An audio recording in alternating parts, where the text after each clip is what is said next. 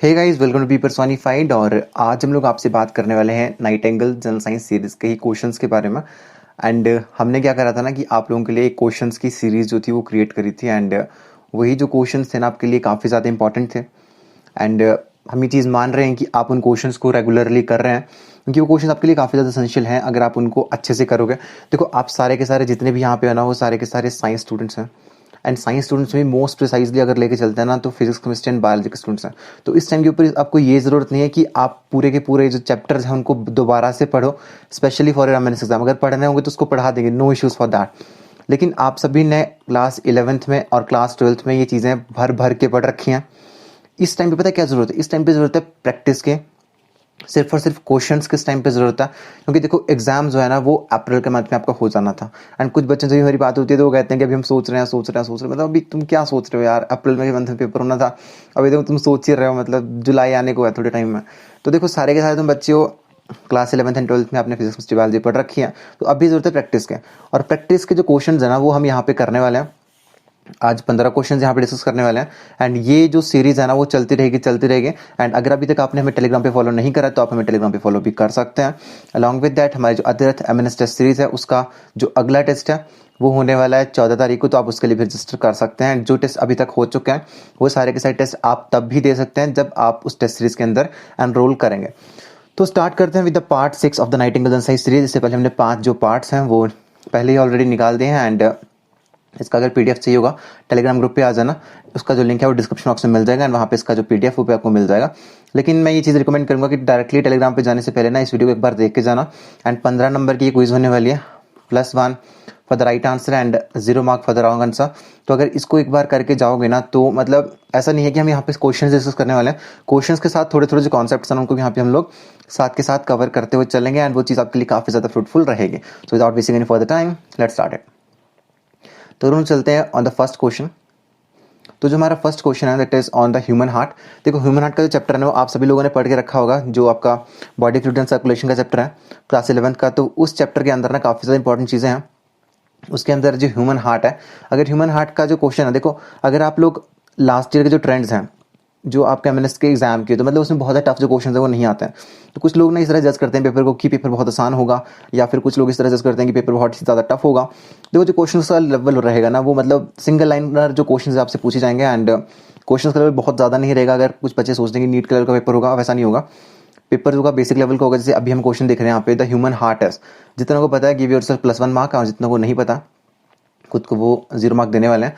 देखो, 4 ऑप्शन हैं। आपको मैंने बात बार बार बोली है कि आपको जो एक क्वेश्चन है ना उसको कैसे पढ़ना होता है। देखो, हर एक क्वेश्चन के 4 ऑप्शंस रहते हैं। एंड उन 4 ऑप्शंस के अंदर ना 4 डिफरेंट जो टॉपिक्स हैं ना वो आपके वहाँ पे रहते हैं। तो अगर एक ही क्वेश्चन से आपके 4 डिफरेंट टॉपिक्स जो है ना वो प्रिपेयर हो रहे हैं तो वो चीज़ आपके लिए बहुत ज़्यादा फ्रूटफुल रहेगी। एंड अगर ये चीज़ हो रही है आपके साथ कि अभी आपको समझ नहीं आ रहा कि हमें सिलेबस कहाँ से स्टार्ट करना, देखो क्वेश्चंस की बुक उठाओ। कोई भी क्वेश्चंस की जब बुक उठाओगे ना, डायरेक्टली चैप्टर को पढ़ने मत जाओ। क्या करो कि सबसे पहले क्वेश्चन की बुक, क्योंकि अगर चैप्टर को पढ़ने जाओगे ना बहुत ज़्यादा डीप में चैप्टर्स होता है, बहुत ज़्यादा कंफ्यूज होगे। अगर इस टाइम के ऊपर ऐसा है कि अब भैया कुछ नहीं हो रहा, अब क्या करें, राइट? अगर वो सिचुएशन इस टाइम के ऊपर है तो क्या करो, एक किताब उठाओ एमसीक्यूज की। बेसिक लेवल उठाना, बहुत हाई लेवल की किताब मत उठा लेना। एम्स लेवल की किताब नहीं उठानी है, बेसिक लेवल की किताब उठानी है। एंड उससे क्या करना है, क्वेश्चंस को सॉल्व करना स्टार्ट करो। और क्वेश्चंस, हर एक क्वेश्चन के अंदर ना 4 ऑप्शन रहते हैं। इस क्वेश्चन के अंदर 4 ऑप्शन है, न्यूरोजेनिक, मायोजेनिक, पल्सेटिंग, एम्पलरी। तो यहाँ पे क्या चीज़ है ना कि देखो 4 ऑप्शन यहाँ पे रहेंगे तो उस किताब के हर एक जो क्वेश्चन रहेगा उसके अंदर भी 4 ऑप्शन रहेंगे, राइट? तो आप लोगों को क्या करना है कि उन 4 ऑप्शंस के अंदर जो 4 डिफरेंट जो टॉपिक्स हैं उनको पढ़ाना। जैसे यहाँ पे 4 टॉपिक्स आ रहे हैं, न्यूरोजेनिक हार्ट आ रहा है, मायोजेनिक हार्ट आ रहा है, पल्सेटिंग हार्ट आ रहा है, एम्पलरी हार्ट आ रहा है। तो ये 4 डिफरेंट टॉपिक्स हैं ना, इनको आपको अच्छे से जब करोगे ना तो धीरे धीरे जो आपका जो कॉन्सेप्ट्स हैं उसके साथ में जो आपके जो टॉपिक्स हैं वो क्लियर होते चले जाएंगे। और आगे की जो टेस्ट सीरीज आप जहाँ से भी ज्वाइन करेंगे या फिर हमारी ज्वाइन करेंगे तो उसमें आपके लिए जो बेनिफिट है ना वो काफ़ी ज़्यादा रहेगा। तो स्टार्ट करते हैं इस क्वेश्चन के साथ। The human heart is, options are neurogenic heart, myogenic heart, pulsating heart and ampullary heart. यहाँ पे हमारे पास 4 ऑप्शन, जो राइट आंसर है that is the myogenic heart. जिनका सही है गिव योरसेल्फ +1, जिनका गलत है गिव योरसेल्फ 0 मार्क। तो समझते हैं न्यूरोजेनिक हार्ट क्या होता है।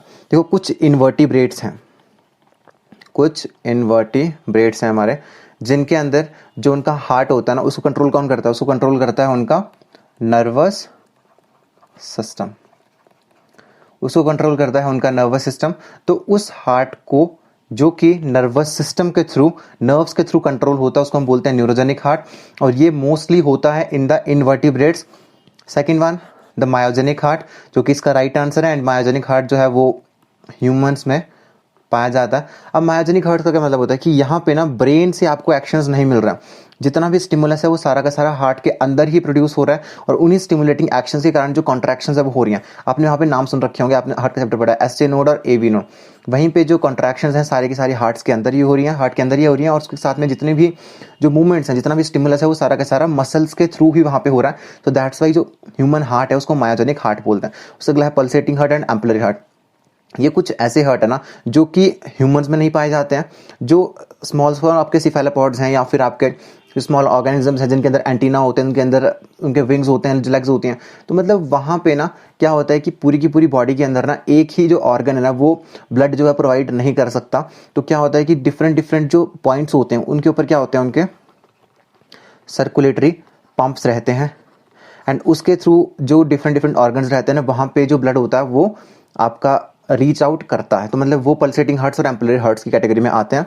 एंड पल्सेटिंग हार्ट्स ऐसे भी होते हैं कि जो कुछ हार्ट्स ऐसे होते हैं कि ब्रेन के अंदर भी होते हैं, क्योंकि डिफरेंट डिफरेंट, जैसे आप एनिमल किंगडम का जो चैप्टर उसको पढ़ते हैं तो स्टार्ट हम लोग करते हैं पॉरीफेरा के साथ और एंड करते हैं एनिमल किंगडम के साथ, और लास्ट में लोग मैमल्स तक जाते हैं।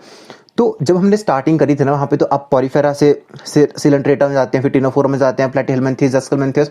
तो जैसे जैसे आप ऊपर ऊपर जाते जाते हैं ना, ये चीज़ देखते हैं कि जो बॉडी की जो ऑर्गेनाइजेशन है ना वो और ज़्यादा जो है वो अच्छी होती जा रही है, राइट। तो बॉडी की ऑर्गेनाइजेशन जो वो और ज़्यादा मतलब अच्छी अच्छी जो है ना वो होती जा रही है। तो उस तरह से जो पल्सेटिंग हार्ट है, जो एम्पलरी हार्ट है, वो लोअर ऑर्गेनिज्म में पाए जाएंगे। ऑन द अदर हैंड जो न्यूरोजेनिक हार्ट और जो मायोजेनिक हार्ट जो आपके रहेंगे वो अपर कैटेगरी के जो एनिमल्स हैं जो कि काफ़ी ज़्यादा एडवांस है, इनके अंदर जो ब्रेन है वो एडवांस है, इनके जो मसल्स हैं वो काफ़ी ज़्यादा एडवांस है, वहाँ के ऊपर ये सारी सारी जो चीज़ें हैं वो पाई जाएंगी। तो जिनका आंसर सही है गिव योरसेल्फ +1 और जिनका गलत है give yourself 0 mark. After that let's move the next question. हमारा अगला क्वेश्चन है who is known as the father of zoology. बहुत ही ज़्यादा बेसिक क्वेश्चन है एक बायोलॉजी स्टूडेंट के लिए, जिसने क्लास 11 और 12 के अंदर बायोलॉजी पढ़ी है उसको फादर ऑफ जूलॉजी पता होगा। लेकिन यहाँ पे देखो हमने 4 जो टर्म्स उनके बारे में डिस्कस करा है, 4 नाम हैं, डार्विन है, अरिस्टोटल है, लेमार्क है, थियोफ्रास्टस है, राइट। तो डार्विन की अगर बात करेंगे तो डार्विन ने क्या दिया है, डार्विन जो है ना फादर ऑफ एवोल्यूशन है। यहाँ से काफ़ी सारे क्वेश्चंस बन रहे हैं। First of all who is the father of evolution, अगर ये पूछ लिया जाता है then it's Darwin. Second question who is the father of geology, right answer is Aristotle, जिनका सही है गिव योरसेल्फ +1, जिनका गलत है give yourself 0 mark. After that third one that is Lamarck, Lamarck भी इसका आंसर नहीं है, वो भी जो एवोल्यूशन है उसके साथ जुड़े हुए हैं। आफ्टर दैट थियोफ्रास्टस को भी हम बोलते हैं फादर ऑफ बॉटनी। समझ रहे हो बात को। यहाँ पे हमने बात करी about the father of geology, father of evolution के बारे में बात करी, उसको हमने बात करी about the father of botany. यहाँ पे एक ही क्वेश्चन के अंदर हमारे 3 डिफरेंट जो क्वेश्चन है वो फ्रेम हो चुके हैं। फादर ऑफ एवोल्यूशन अगर पूछता है तो आपने बोलना है डार्विन, अगर पूछता है फादर ऑफ जियोलॉजी कौन है तो आपने बोलना है आपका एरिस्टोटल, अगर पूछता है फादर ऑफ बॉटनी कौन है तो बोलना है Theophrastus. With that let's move on to the next question. तो जो हमारा अगला क्वेश्चन है that is spermatology is the study of. देखो स्पर्मेटोलॉजी का अगर ये क्वेश्चन है ना तो उसके साथ में 4 डिफरेंट टर्म्स आ रही है। अच्छा जिनको पता है गिव योरसेल्फ +1 मार्क, जिनको गलत है इनको नहीं पता गिव योरसेल्फ 0 मार्क, और उसके बाद हम उसको स्टार्ट करने वाले हैं, ठीक है। तो स्पर्मेटोलॉजी की अगर बात कर रहे हैं ना बच्चा, तो स्पर्मेटोलॉजी अगर हम पहले आंसर को पे चले जाते हैं, स्पर्मेटोलॉजी होती है स्टडी ऑफ सीड्स, ठीक है। तो सीड्स की स्टडी तो स्पर्मेटोलॉजी होगी, लेकिन पॉलन ग्रेन्स, फ्रूट और जो लीव्स हैं उसकी स्टडी को हम क्या बोलते हैं, राइट। तो अगर हम लोग पॉलन ग्रेन्स की बात करते हैं तो study of pollen grains is called as palynology. Fruit की जो स्टडी होती है दैट इज पोमोलॉजी, एंड अगर लीव्स की बात करते हैं देन इट इज फाइटोमॉर्फोलॉजी। अगर कोई इस तरह से क्वेश्चन पूछ लेगा, अगर स्पर्मेटोलॉजी पूछेगा वेल एंड गुड, सीड्स पर क्लिक कर देना। अगर बोलेगा कि पॉलन ग्रेन्स की स्टडी को क्या बोलते हैं तो बोल देना पेलियोनोलॉजी बोलते हैं जी। अगर कोई बोलेगा कि फ्रूट की स्टडीज को क्या बोलते हैं तो बोलते हैं पोमोलॉजी बोलते हैं। अगर कोई बोलेगा लीफ स्टडी को क्या बोलते हैं तो बोल देना फाइटोमॉर्फोलॉजी बोलते हैं। इस तरह से क्वेश्चन उनको अप्रोच करना। उसके बाद हम चलते हैं ऑन द नेक्स्ट क्वेश्चन। मतलब इसी तरह से आपके सारे के सारे जो क्वेश्चन हैं वो सॉल्व हो जाएंगे, एंड घबराने की जरूरत नहीं है। बेसिक्स को अपना क्लियर रखो, और क्वेश्चन मतलब बहुत ज़्यादा टफ इस एग्जाम में नहीं आते हैं। अगला है the phenomena of summer sleep by the animals is called as. यहाँ पे 4 ऑप्शंस हैं। देखो सबसे पहले ना क्वेश्चंस के जो ऑप्शंस हैं उनको एलिमिनेट करने की कोशिश किया करो कि क्वेश्चंस के जो ऑप्शंस हैं उनको एलिमिनेट हम किस तरह से कर सकते हैं। तो सबसे पहले जैसे क्वेश्चन देखते हो ना, ये कोशिश क्या करो कि 2 जो ऑप्शंस हैं उनमें से हम एलिमिनेट कर पाएं। तो जब 2 ऑप्शंस एलिमिनेट कर दोगे, जैसे 4 ऑप्शन हैं तो हर एक क्वेश्चन की प्रोबेबिलिटी रहती है 25%, लेकिन जब 2 ऑप्शंस को एलिमिनेट कर दोगे ना तो हर एक क्वेश्चन के करेक्ट होने की प्रोबेबिलिटी रह जाती है 50-50%। फिर उसमें से आपको जो मोस्ट प्रोबेबल आंसर लग रहा होता है ना उसके ऊपर क्लिक करना होता है। जैसे बहुत सारे बच्चे कंफ्यूज होंगे between the hibernation and aestivation. तो देखो सबसे पहले क्या चीज़ है, हम 2 ऑप्शंस को इरेडिकेट कर रहे हैं, that is laziness and lethargy. अच्छा, जिनको पता था वो खुद को +1 दे लेना, का गलत है उनको 0 दे देना। तो देखो हमने 2 ऑप्शंस को यहाँ पे इरेडिकेट कर दिया है। 2 ऑप्शंस को इरेडिकेट करने के बाद हम क्या करेंगे, हमें यहाँ पे 2 टर्म्स आ रही है, हाइबरनेशन एंड एस्टिवेशन। अब ये पता लगाना है कि समर स्लीप कौन सी है इन दोनों में से। तो हाइबरनेशन इज समथिंग डिफरेंट और जो आपका एस्टिवेशन है दैट इज डिफरेंट। देखो हाइबरनेशन क्या होती है, that is winter sleep and aestivation is your summer sleep. देखो इसके अंदर भी ना काफी सारी चीजों के बारे में हम लोग यहाँ पे डिस्कस करेंगे। एस्टिवेशन जो है ना वो समर्स में रहेगी rather then in the winters. और क्या होता है ना कि जब एक्सेसिव जो हीट है जब वो प्रोड्यूस होना स्टार्ट हो जाती है तो बहुत सारे ऑर्गेनिज्म ऐसे होते हैं जो उस हीट को सस्टेन नहीं कर सकते हैं। जैसे कि ह्यूमंस की बात करते हैं, तो अगर देखो ह्यूमंस एस्टिवेशन में नहीं जाते राइट, क्योंकि हमारे पास एसीज हैं, एयर कंडीशनर्स हैं, आपके हमारे पास कूलर्स हैं, हमारे पास फैन है। तो हम उससे अपना जो बॉडी टेम्परेचर है, जो एक्सटर्नल जो टेम्परेचर है ना उसको हम कंट्रोल कर लेते हैं अपने इंटरनल इंस्ट्रूमेंट्स के साथ, इंटरनल फैक्टर्स के साथ। लेकिन एनिमल्स वैसा नहीं कर सकते ना यार।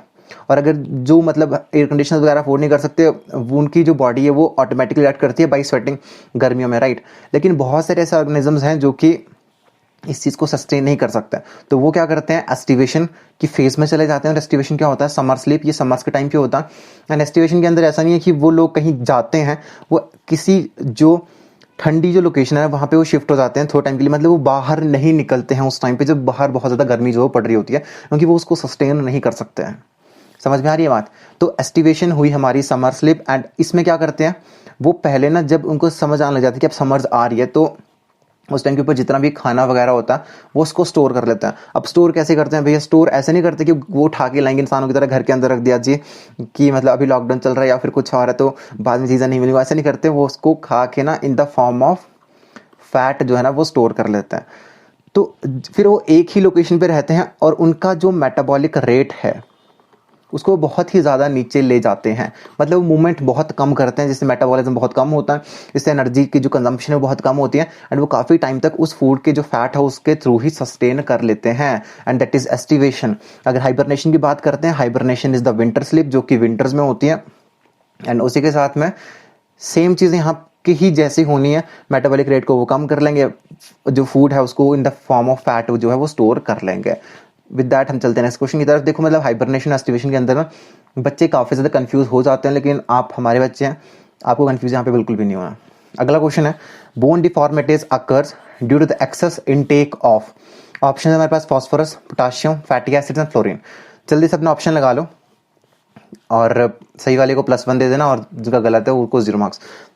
ठीक है, तो मतलब हर बार ना अपनी जो परफॉर्मेंस है उसको इंप्रूव करने की कोशिश किया करो। जब तक परफॉर्मेंस इंप्रूव नहीं होगी तब तक कुछ भी नहीं कर पाओगे, क्योंकि यहाँ पे इस पेपर के अंदर एक एक नंबर के ऊपर मेरिट जो है वो बनती है।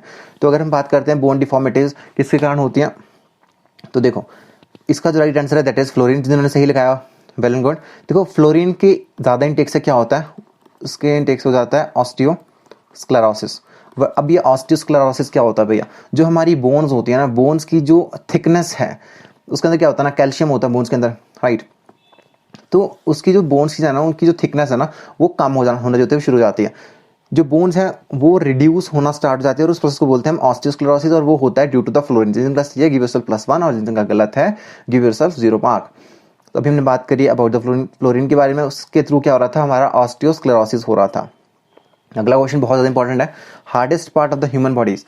ये क्वेश्चन बहुत बार बहुत सारे एग्जाम से पूछा जाता है, तो मतलब जरूरी नहीं कि मैंने एग्जाम देना है, आपने कोई और एग्जाम भी अगर आप देते हैं वहाँ पे जनरल साइंस का जो सेक्शन है वो रहता है, तो वहाँ से आपसे जो क्वेश्चन है पूछा जा सकता है। तो hardest part of the human body कौन सा, तो यहाँ पे 4 ऑप्शन है, tooth animal, femur, temporal bone of the skull and knee bone. जल्दी से ऑप्शन लगा लो, +1 for the right answer, 0 for the negative. तो यहाँ पे the right answer is tooth enamel. Enamel जो है ना वो 96% जो है टोटल मिनरल से बना होता है पूरा all over the body, and वो मतलब hardest part of the human body जो है वो माना जाता है। तो हार्डेस्ट पार्ट कौन सा हमारा, that is enamel, an enamel of tooth. अगला है हमारा the outer membrane that covers the brain as. देखो जो ब्रेन को जो चीजें कवर करते हैं उनको हम बोलते हैं मेनिंजस राइट। एंड आउटर मेम्ब्रेन जो है ना ब्रेन की, उसको हम क्या बोलेंगे, इनर मेम्ब्रेन को क्या बोलेंगे, और जो मिडल जो मेम्ब्रेन रहती है ना उसको हम लोग क्या बोलते हैं। देखो जो सबसे पहले ऑप्शन को देख लेते हैं, myelin sheath, dura mater, arachnoid membrane and pia mater. तो यहाँ पे ना तीन जो ऑप्शन है वो सही बन रहे हैं, मतलब सही नहीं बन रहे, वो तीन ऑप्शन आपको घुमाएगा, उसमें ड्यूरा मैटर में घुमाएगा, आपको अरेक्नोइड मेम्ब्रेन में घुमाएगा और पाया मैटर में घुमाएगा, क्योंकि ये तीनों ही जो मेम्ब्रेन्स हैं वो ब्रेन की हैं। तो अब यहाँ से अपना आंसर लगाओ कि कौन सी outer membrane, +1 for the right answer and 0 for the wrong answer. तो यहाँ पे जो ऑप्शंस हैं उनके हिसाब से the right answer is dura mater. देखो किस तरह से जो मेम्ब्रेन्स हैं वो ब्रेन की रहती हैं, सबसे बाहर होती है ड्यूरा मैटर, उसके बाद होगी आपकी इनर अरेक्नोइड मेम्ब्रेन, और उसके बाद जो रहती है हमारी दैट इज पाया मैटर। तो इस तरह से मतलब आपकी जो मेम्ब्रेन्स हैं जो कि आपकी ब्रेन को कवर करती हैं वो इस तरह से रहेंगी। तो the right answer question is dura matter जो है वो आउटर मेम्ब्रेन है ब्रेन की, जो कि कवर करते हैं बाहर का जो एरिया होता है ब्रेन का, ठीक है। After that next one is the hormone that helps in parthenocarpy. अब सबसे पहले तो सवाल यही बनेगा कि पार्थेनोकार्पी होती क्या है, मतलब बहुत सारे बच्चों को इसके बारे में पता होगा कि पार्थेनोकार्पी जो है वो क्या होती है। देखो सारे के सारे ना अपने जो मार्क्स है ना उसको नीचे लिख के जाना, वीडियो को लाइक करके जाना और शेयर भी इसको पक्का कर देना, ठीक है। तो कौन सा हार्मोन है जो हेल्प करता है पार्थेनोकार्पी। अच्छा सबसे पहले बात करते हैं पार्थेनोकार्पी होती क्या। पार्थेनोकार्पी होती है development of the fruit without fertilisation, ठीक है। तो ये जो पार्थेनोकार्पिक जो फ्रूट्स होते हैं उसके अंदर जो सीड्स होते हैं वो नहीं होते हैं। तो अगर हम बात करते हैं कौन से हार्मोन, एब्सिसिक एसिड तो नहीं होगा, gibberellin is the right answer. And कुछ बच्चे ना कंफ्यूज रहेंगे गिबरेलिन और साइटोकाइनिन के बीच में कि इसका जो मोस्ट एक्यूरेट आंसर है वो क्या, कुछ बोलेंगे कि नीचे कमेंट बॉक्स में लिखेंगे कि साइटोकाइनिन जी आंसर था, गिबरेलिन आंसर नहीं था, लेकिन जो मोस्ट अप्रोप्रिएट आंसर है दैट इज गिबरेलिन, ठीक है। तो ऐसा कौन सा हार्मोन था जिसने जो पार्थेनोकार्पी थी उसको इंड्यूस करा, तो the name of the hormone is gibberellin. With that let's move to the next question. अगला क्वेश्चन है nuclear membrane is absent in. देखो हमारे अच्छा +1 और 0 वाले हिसाब तो मैं भूल गया था, +1 खुद को देते रहो, मतलब हर एक क्वेश्चन के साथ साथ जिनको पता है, ठीक है। Nuclear membrane is absent in, 4 option है, Volvox, penicillin, Agaricus and Nostoc. अब न्यूक्लियर मेम्ब्रेन किसके अंदर होती है, वो होती है इन यूकैरियोटिक सेल्स, और न्यूक्लियर मेम्ब्रेन के साथ जो बाकी के हमारे सेल ऑर्गेनेल्स हैं वो भी वहां पे रहते हैं। जितने हमारी यूकैरियोटिक सेल्स हैं उनके अंदर जो सेल ऑर्गेनेल्स होते हैं वो रहते हैं, साथ में न्यूक्लियर मेम्ब्रेन होती है। लेकिन अगर हम लोग बात करते हैं अबाउट द प्रोकैरियोटिक सेल, तो वहां पे जो सेल ऑर्गेनेल्स होते हैं वो बहुत ही ज्यादा लिमिटेड होते हैं एंड वो उतने नहीं होते जितने कि हमारे यूकैरियोटिक सेल्स में होते हैं। एंड वन मोर थिंग, जो आपकी यूकैरियोटिक सेल्स हैं उसके अंदर न्यूक्लियस भी प्रेजेंट होता है। और अच्छा ये बताना मुझे कमेंट बॉक्स में कि जो प्रोकैरियोटिक सेल्स हैं आपके, उनके अंदर न्यूक्लियस की जगह क्या प्रेजेंट होता है, ठीक है। ऑप्शंस पे आते हैं, Volvox, penicillin, Agaricus and Nostoc. तो so the right answer question is Nostoc. जो हमारा नॉस्टॉक है ना दैट इज अ प्रोकैरियोटिक, ठीक है। उसकी कोई भी जो न्यूक्लियर मेम्ब्रेन है वो बिल्कुल भी नहीं रहती है। तो nuclear membrane is absent in nostoc. देखो वॉल्वॉक्स, पेनिसिलिन और एगारिकस है, ये सारे के सारे यूकैरियोटिक सेल्स हैं और उनके अंदर जो न्यूक्लियर मेम्ब्रेन है वो रहेगी, उनके अंदर जो ऑर्गेनेल्स हैं वो सारे के सारे वहां पर रहेंगे। तो न्यूक्लियर मेम्ब्रेन जो है वो कहां पे एब्सेंट होगी, इन नॉस्टॉक ओनली। तो अभी हमने पढ़ा अबाउट द न्यूक्लियर मेम्ब्रेन, और साथ में जो यूकैरियोटिक सेल्स हैं, जो प्रोकैरियोटिक सेल्स हैं, उनको भी पढ़ लेना। एक और चीज ये भी पढ़ लेना कि जो राइबोसोम्स है उसमें एक और इंपॉर्टेंट क्वेश्चन है कि राइबोसोम्स 70s किस में रहेंगे और 80s जो है वो किस में रहेंगे, ठीक है। 70s और 80s राइबोसोम्स किस में रहेंगे वो मुझे नीचे डिस्क्रिप्शन बॉक्स में बताना, जो हमारे कमेंट बॉक्स उसके अंदर बताना कि इनको ये चीज़ पता है, क्योंकि बहुत सारी भी बेसिक चीज़ें हैं जो आपका सेल चैप्टर है वहाँ पे, इनको मतलब एक एक बार जो चीज़ें उनको देख लेना। प्रोकैरियोटिक सेल क्या होते हैं, यूकैरियोटिक सेल क्या होते हैं, इनके बीच में जो डिफरेंस रहता है वो सारा का सारा क्या रहता है, वो मतलब आपके लिए काफ़ी ज़्यादा इंपॉर्टेंट चीज़ें हैं, लेकिन वो बहुत ही ज़्यादा सिंपल चीज़ें हैं। आफ्टर दैट हमारा अगला है botany is also known as. Botany को हम और क्या बोलते हैं, तो option are phytology, phycology, pedology and plantophyta. लोग यहाँ पे ना 2 ऑप्शंस बनते हैं, फाइटोलॉजी और प्लांटोफाइटा। तो बॉटनी को हम लोग फाइटोलॉजी बोलते हैं, कुछ केसेस में कुछ लोग इसको प्लांटोफाइटा भी बोल देते हैं, लेकिन जो मोस्ट अप्रोप्रिएट आंसर है that is phytology. And phycology क्या होती है, study of algae. Study of algae is called as phycology, right.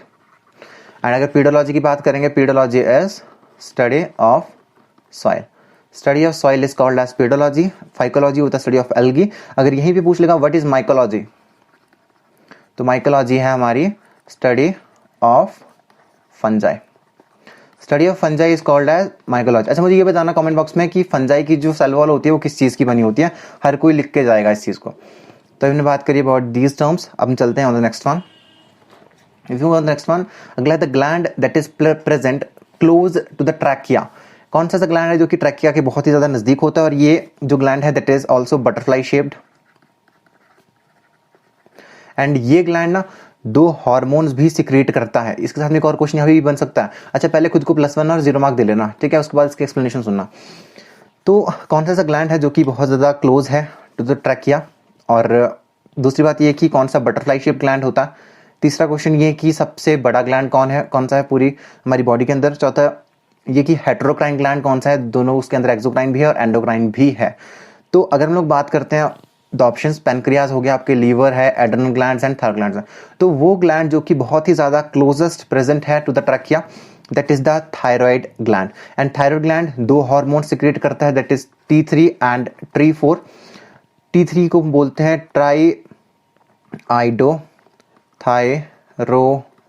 And T4 is tetra iodothyronine, ठीक है।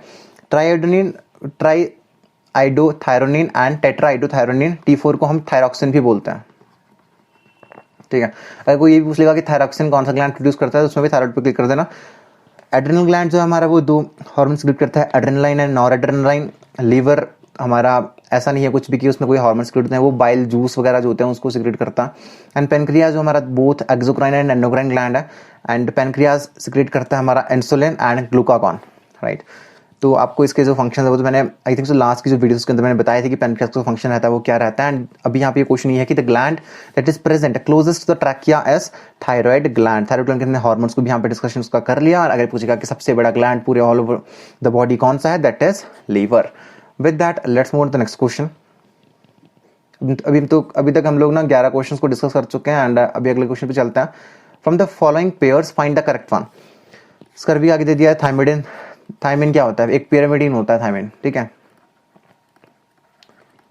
प्यूरिन्स और पिरामिड्स आप लोगों ने पढ़ रखे होंगे आपके मॉलिक्यूलर बेस ऑफ इनहेरिटेंस के चैप्टर में या फिर बायोमॉलिक्यूल्स के चैप्टर में। बहुत ही बेसिक चीजें हैं। प्यूरिन्स और पिरामिड्स यहाँ पे नहीं पढ़ा, हम क्वेश्चंस के बारे में डिस्कस करते हैं। सेकंड वन हमें बोला है कि करेक्ट पेयर बताना है हमें। स्कर्वी थायमिन गलत है। स्कर्वी होता है विटामिन सी के कारण। विटामिन सी की जब प्रोलॉन्ग्ड डेफिशिएंसी हो जाती है तो उसके कारण क्या होता है, मेनिंजेस के अंदर प्रॉब्लम जो है ना, ब्रेन के अंदर जो मेनिंजेस होते हैं उसके अंदर प्रॉब्लम होती है वो क्रिएट हो जाती है। ब्लीडिंग गम्स जो होते हैं वो स्टार्ट हो जाते हैं, मतलब ब्लीड गम्स जो होते हैं ब्लीड होना स्टार्ट हो जाते हैं। एंड विटामिन सी का जो नाम है दैट इज एस्कॉर्बिक एसिड, ठीक है। अगला हमारा ट्यूबरक्लोसिस। एंड ट्यूबरक्लोसिस टीबी, और ये होता है due to the bacteria, and the name of the bacteria is Mycobacterium tuberculi. And अगर हम बात कर रहे हैं अबाउट एटीएस, तो वैसे तो एटीएस होता है एंटी टेटनस सीरम, ठीक है, anti tetanus serum. ATS anti tetanus serum होता है। और एटीएस कब दिया जाता है, जब टेटनस का जो बैक्टीरिया होता है आपका, और बैक्टीरिया कौन सा होता है टेटनस का, that is clostridium tetani.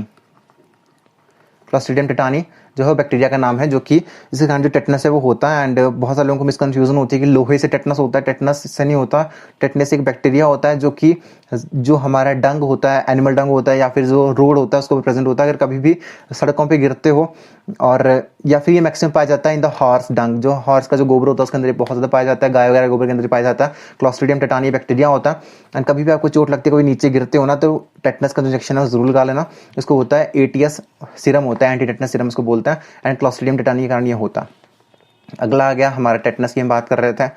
And BCG mostly ये यूज होता है in the treatment of tuberculosis on the TB. अगला है हमारा malaria, chloroquinine. This is the right answer. And जो हमारा जो मलेरिया है वो ट्रीट होता है बाय द हाइड्रोक्सी क्लोरोक्विनिन, जो कि एक एंटी मलेरियल ड्रग है। क्वेश्चन आने की प्रोबेबिलिटी है क्योंकि अभी रिसेंटली ये काफी ज्यादा ट्रेंड में था। आपकी जो हाइड्रोक्सी क्लोरोक्विनिन है तो मतलब ये काफी ज्यादा ट्रेंड में ड्रग थी। तो अगर क्वेश्चन आता है तो आपको इसको मलेरिया के लिए ही क्लिक करना, बिकॉज मलेरिया की जो ड्रग है दैट इज हाइड्रोक्सी क्लोरोक्विनिन, और हाइड्रोक्सी क्लोरोक्विनिन जो है वो एक एंटी मलेरियल ड्रग है। After that the next one is the sex of the baby is inherited from. तो बेबी का जो सेक्स है ना वो कहाँ से इनहेरिट जो है ना वो होता है। तो अगर हम लोग बेबी के सेक्स की यहाँ पे बात कर रहे हैं तो XX, देखो हमारे जो क्रोमोसोम्स हैं, There are total 46 chromosomes. Out of them 44 are autosomes and 2 are the sex chromosomes. तो उन दो के अंदर जो फीमेल्स हैं उनके अंदर वो होते हैं XX सेक्स क्रोमोसोम और जो मेल्स हैं उनके अंदर होते हैं XY। देखो जो बच्चा है ना उसके होने की प्रोबेबिलिटी जो है ना वो 50-50% होती है कि वो मेल होगा या फिर वो आपका फीमेल होगा, राइट। तो अगर आप सेक्स ऑफ बेबी की हम बात करते हैं कि वो कहाँ से इनहेरिट हो रहा है, वो फादर से इनहेरिट होगा या फिर मदर से इनहेरिट होगा। देखो मदर से इनहेरिट होने का मतलब नहीं है कि मदर के पास सिर्फ और सिर्फ 2 सेक्स क्रोमोसोम्स हैं, हालांकि फादर के पास भी 2 हैं, लेकिन मदर के पास दोनों जो सेक्स क्रोमोसोम्स हैं दे आर XX। मतलब बहुत ज़्यादा बेसिक क्वेश्चन है मेडिकल स्टूडेंट के लिए कि कौन सा किससे जो सेक्स ऑफ बेबी होता है वो इनहेरिट होता है। लेकिन एक सोशल अवेयरनेस क्वेश्चन भी है कि मतलब गाँव वगैरह में दादियाँ वगैरह होती हैं वो बोलती हैं कि बच्चा गिरा देना है लड़की है, तो मतलब कल को ना अगर आपके ऊपर कोई ब्लेम डालता है तो उसको घर से निकाल देना कि मैं रिस्पॉन्सिबल नहीं हूँ, तेरा बेटा रिस्पॉन्सिबल है सेक्स ऑफ द चाइल्ड के लिए, ठीक है। तो father is always responsible for the sex of child because उसके अंदर जो सेक्स क्रोमोसोम्स रहते हैं they are X and Y। यहां से ही जो कॉम्बिनेशन बनेगा, अगर कॉम्बिनेशन बन जाता है XX का तो वो फीमेल होगी, अगर कॉम्बिनेशन बनता है XY का तो वो आपकी वहां पे मेल रहेगा XY में। तो कौन सेक्स ऑफ बेबी कहां से इनहेरिट हो रहा है, वो हो रहा है from the father. After that let's move on to the next question. उसके बाद जो हमारा अगला क्वेश्चन है that is which of the following is a mixed gland. अब मिक्स्ड ग्लैंड क्या होता है, जिसके अंदर दोनों एक्सोक्राइन ग्लैंड और एंडोक्राइन ग्लैंड के जो फंक्शंस है वो रहेंगे। तो उसका जो आंसर जल्दी से लगा लो, +1 for the right answer and 0 for the wrong answer. The right answer question is pancreas. Pancreas जो है वो हमारा हेटेरोक्राइन ग्लैंड है, both exocrine and both endocrine जो ग्लैंड है वो हमारा पैनक्रियास रहता है। After that let's move to the next last question and the next question, और इसका जो PDF है वो आपको टेलीग्राम चैनल के ऊपर मिल जाएगा। अगर अभी तक ज्वाइन नहीं करा तो क्या कर रहे हो यार, जाके जल्दी से ज्वाइन करो, बहुत सारे बच्चों ने उसको ज्वाइन कर रखा है। अगला question, during rainy season doors में भी अगर हम बहुत स्पेसिफिकली बोलें, wooden doors swell due to, जो लकड़ी के दरवाजे हैं वो फूल क्यों जाते हैं। क्या होता है ना कि जैसे जैसे मतलब बाथरूम वगैरह के दरवाजे हैं जैसे, तो जब बरसात का मौसम आता है उस टाइम पे ना वो लकड़ी जो है ना फूल जाती है और उनको बंद करना ना काफ़ी ज़्यादा मुश्किल हो जाता है। तो उस टाइम के ऊपर ऐसा क्यों होता है, लेकिन जैसे गर्मियाँ आती हैं वो एकदम से आराम से खुल रहे होते हैं। तो वो होता है ड्यू टू, ऑप्शन पहले लगाओ इसलिए बताऊंगा, +1 और 0, ठीक है। तो रेनी सीजन में क्या होता है, वुडन डोर्स स्वेल इसलिए होते हैं ड्यू टू इम्बाइबिशन। अब इम्बाइबिशन क्या होता है, इम्बाइबिशन क्या होता है ना, जो लकड़ी वगैरह होती है या फिर कोई सेल है उसके अंदर जो वाटर है ना उसका कंटेंट जो है वो बढ़ जाता है, उसके कारण जो रेनी सीजन होता है उसके अंदर जो डोर्स होते हैं वो स्वेल हो जाता है। प्लाज्मोलिसिस होता है कि जो सेल का जो प्रोटोप्लास्ट है उसकी कॉन्ट्रैक्शन को हम प्लाज्मोलिसिस बोलते हैं।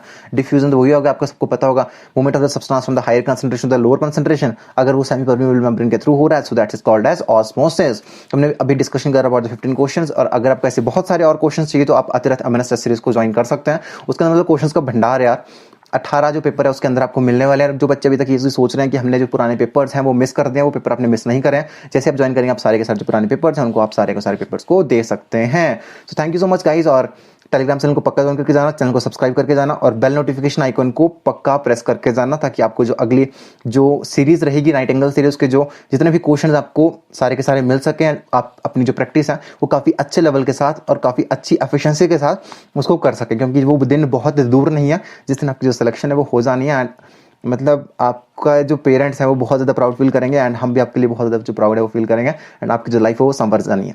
ठीक है, तो फिर मिलता हूँ आप लोगों से अगले पार्ट में। Till then bye bye, take care and have a nice day.